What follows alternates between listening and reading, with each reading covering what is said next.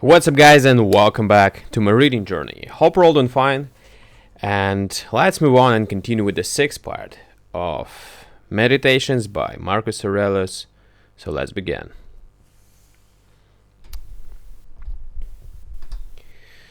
But although Marcus Aurelius may have held intellectually that his soul was destined to be absorbed and to lose consciousness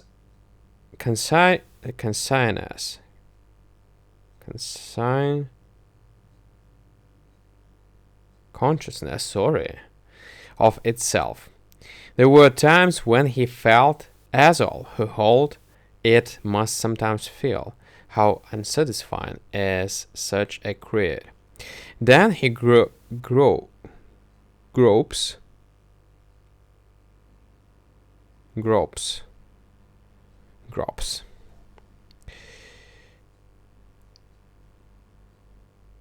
blindly after something less empty and vain.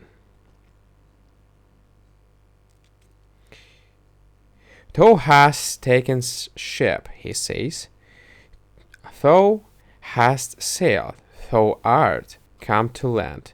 Go out, if to another life. There also shalt thou find gods who are everywhere.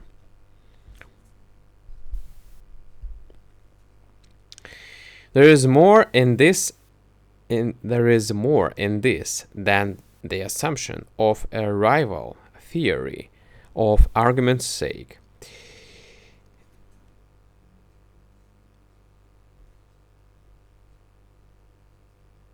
If worldly things be but as a dream, the thought is not far off that there may be an awakening to what is real. When he speaks of death as a necessary change and points out that nothing useful and profitable can be brought about without change, did he perhaps think of the change in a corn of wheat which is not quickened,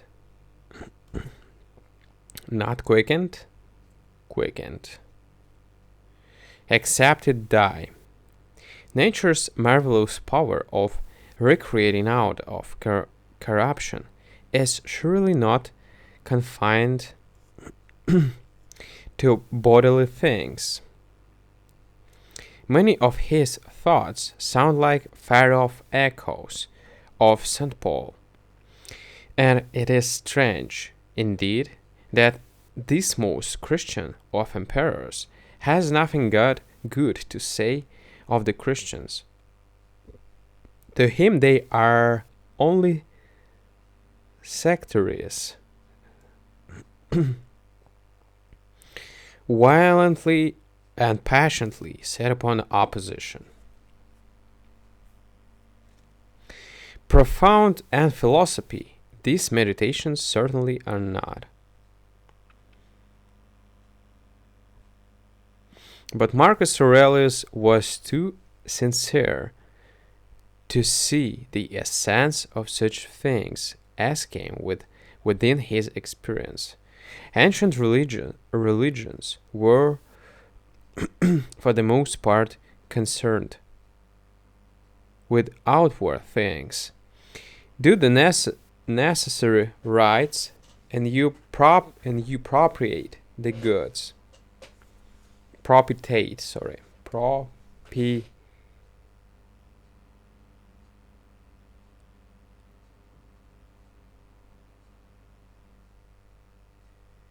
And you propitiate the goods.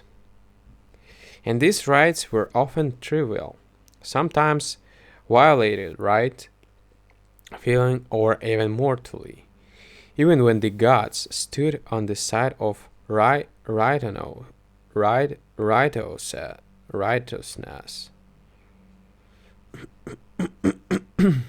They were concerned with the act more than with the intent. But Marcus Aurelius knows that what the heart is full of, the man will do, such as your thoughts and ordinary cogitations are. And five thoughts. He says, such will thy mind be in time. Such will your mind be in time. And every page of the book shows us that he knew thought was sure to issue in act. He drills his soul, as it were, in right principles, that when the time comes, it may be guided by them. To wait until the emergency is to be too late. He says also the true essence of happiness. If happiness did consist in pleasure, how came notorious robbers, impure, abominable livers,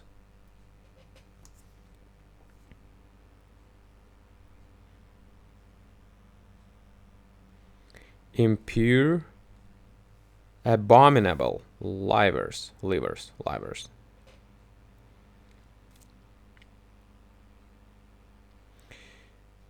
parasites,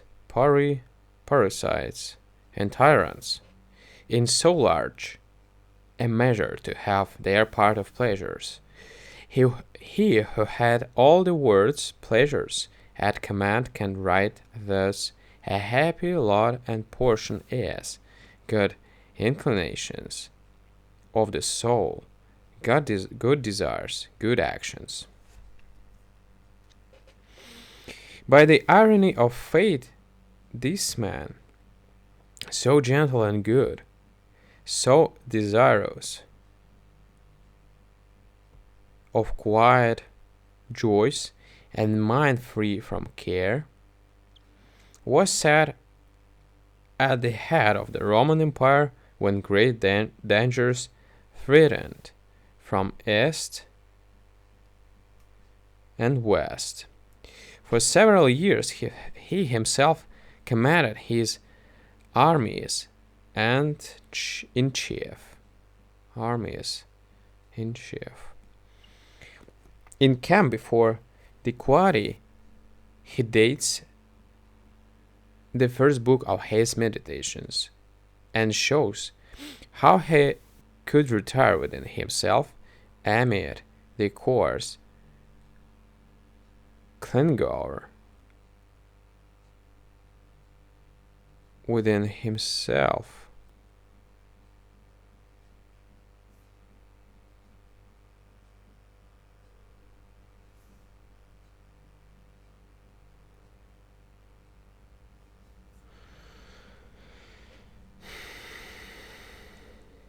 Within himself amid the coarse clangor of arms. The pomps and glorious with he despised were all his. What to most men is an ambition of or a dream, to him was a round of weary task, weary.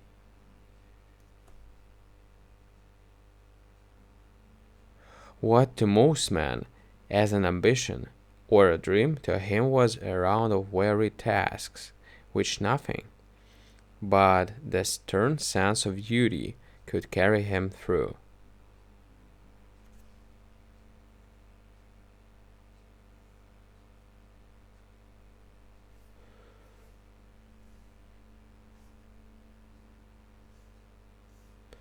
And he did his work well.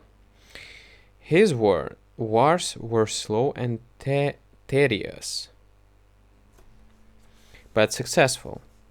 With the statesman's wisdom, he foresaw the danger to Rome of the barbarian hordes from the north, and took measures to meet it.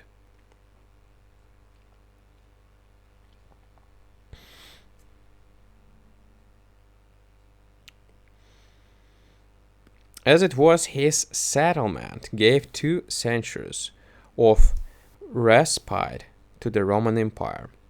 Had he fulfilled the plan of pursuing the imperial frontiers to the Elbe, which seems to have been in his mind, much more might have been accomplished, but death cut short his designs. But death cut short his designs. Truly a rare opportunity was given to Marcus Aurelius of showing what the mind can do it despite of circumstances. Most peaceful of warriors, a magnificent monarch, whose ideal was quiet happiness in home life, bent to obscurity, yet born to greatness. The loving father of children who died young or turned out hateful, his life was one paradox. That nothing might lack. It was in camp before the face of the enemy that he passed away and went to his own place. Alright, guys, we're gonna continue with. Alright, the introduction is done. And we're gonna start with the main part of the book tomorrow. So, thank you for joining me today and see you tomorrow. Bye.